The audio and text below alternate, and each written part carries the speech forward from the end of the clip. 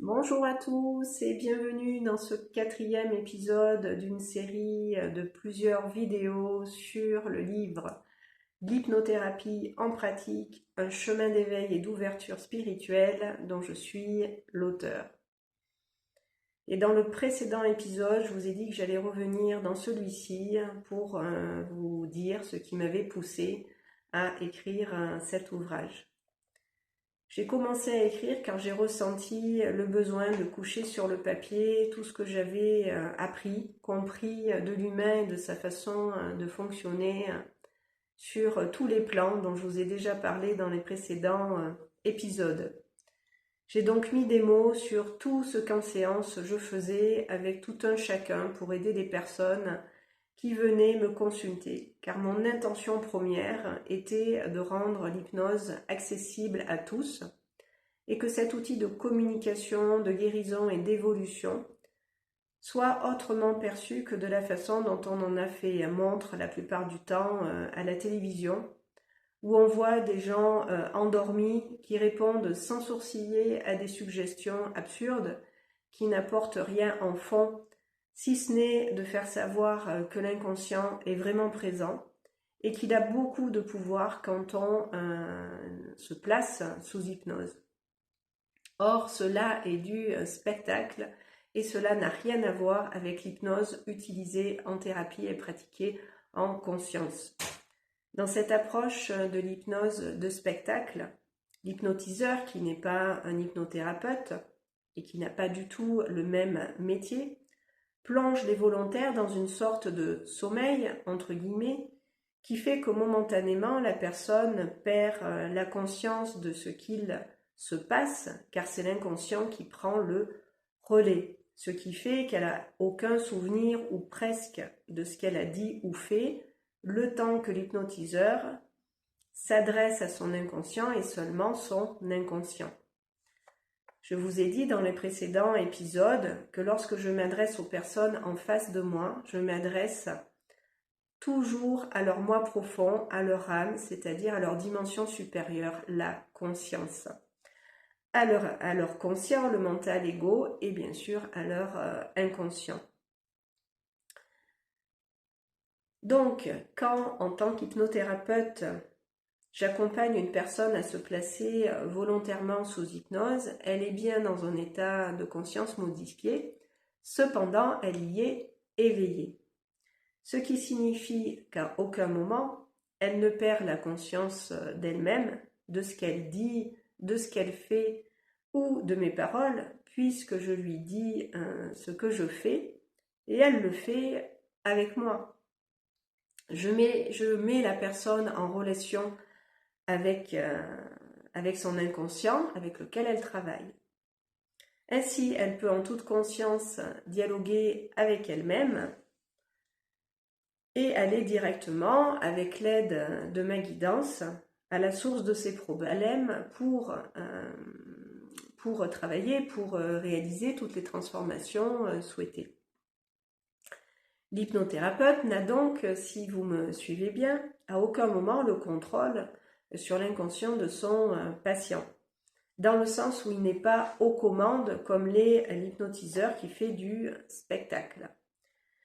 Et pour faire justement le show, le spectacle, c'est bien que le public ait la croyance que l'hypnotiseur a du pouvoir sur l'hypnotisé, puisqu'il semble obéir sans résistance à toutes les suggestions de l'hypnotiseur lors de ses spectacles. Ce qui entretient la croyance aussi que l'hypnose a du pouvoir sur autrui, et comme c'est de surcroît impressionnant de voir tout ce que l'hypnotiseur peut faire aux hypnotisés, qui comme des marionnettes dirigées par ses injonctions, met tous les volontaires sous hypnose parce qu'ils sont OK pour faire cette expérience et que ça leur convient de se faire comme ça, endormir et de sentir qu'ils perdent le contrôle. Ça les amuse de se prêter au jeu. Or, vous aurez aussi remarqué que tout le monde ne se prête pas au jeu. C'est pour ça que l'hypnotiseur n'endort pas toute l'assistance non plus et que seulement quelques personnes plus réceptives que d'autres vont se faire presque malgré elles embarquer, ce qui va d'autant plus impressionner ceux qui sont spectateurs à côté de ceux qui vont tomber comme des mouches dans l'idée quand l'hypnotiseur va dire haut et fort « dormez, je le veux maintenant ». Et comme certains vont s'endormir debout et que d'autres, pour leur sécurité qui font partie du spectacle aussi, vont les rattraper pour les allonger au sol tout en douceur pour pas qu'elles se blessent en tombant violemment, comme par exemple quand on fait un malaise et qu'on peut s'écrouler par terre en ne rien de temps. Donc forcément, quand on montre ça à la télévision ou qu'en tant que spectateur présent à ce genre de représentation, on assiste à ça, ça peut faire peur. Et la peur, c'est quoi? Ce sont des émotions négatives qui vont marquer négativement les esprits, les consciences et l'inconscient collectif, qui vont seulement retenir que sous hypnose, on peut nous faire n'importe quoi. Et dans l'idée de ces spectacles, c'est effectivement le cas. On fait faire n'importe quoi qui est impressionnant et on peut croire que l'hypnotisé est manipulable à souhait. Vu comme ça, cela ne peut que faire peur. Ça plaît souvent, ce qui fait peur, ce qui est impressionnant bizarrement plaît, et cela a, je ne sais pas pourquoi, du succès. Ce qui fait qu'on a beaucoup entendu parler de l'hypnose de spectacle et que beaucoup sont complètement passés à côté de l'hypnothérapie sans savoir exactement ce que c'est et l'ont malheureusement apparenté, amalgamé à l'hypnose qui leur a été donnée à voir dans ces spectacles ou à la télé. Ce qui fait que j'ai voulu, à travers ce livre, révéler en quelque sorte ce qu'est vraiment l'hypnose et ce qu'elle n'est pas, en prenant le contre-pied de tout ce que le show business en a fait. Et je me suis beaucoup amusée en écrivant notamment l'interview avec la journaliste dont je vous ai parlé pour d'autres raisons dans les précédents épisodes, car j'ai mis en avant à travers les questions posées par la journaliste au sujet de l'hypnose tous les mythes la concernant qui ont fait et font sûrement encore très peur aux gens quand on parle d'hypnose. Rien que le nom lui-même, lorsqu'il est prononcé, déjà suffit parfois à inquiéter. La question qui revient le plus souvent quand on me demande ce que je fais dans la vie et que je dis que je suis hypnothérapeute, c'est « tu endors les gens ?» Ce à quoi je réponds « non, je les éveille, voire les réveille, c'est tout le contraire que je fais ». Ce qu'évidemment la plupart des gens ne comprennent pas, puisqu'ayant comme référence celle en lien avec l'hypnose de spectacle, la seule chose que le commun des mortels retient de l'hypnose, c'est qu'on dort. Or, quand vous êtes sous hypnose, c'est différent en thérapie et cela n'a même rien à voir.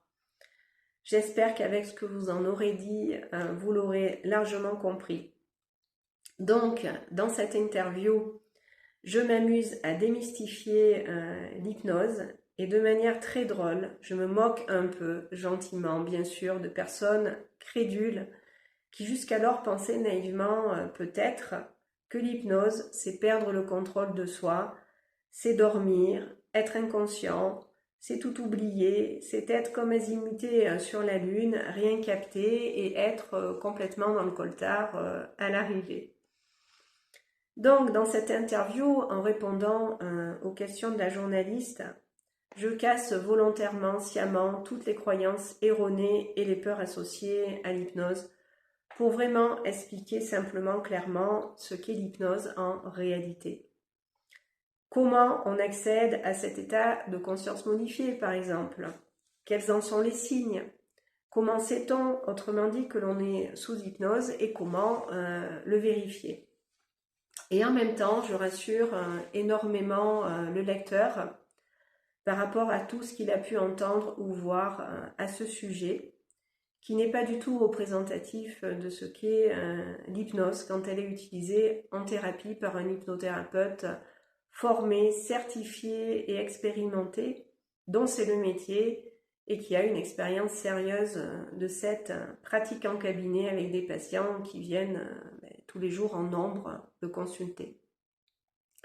Donc, par le biais de cette interview écrite avec beaucoup d'humour, je vous explique en long, en large et en travers qu'à aucun moment lors d'une séance d'hypnothérapie, vous ne perdez le pouvoir sur vous-même. Au contraire, vous en gagnez.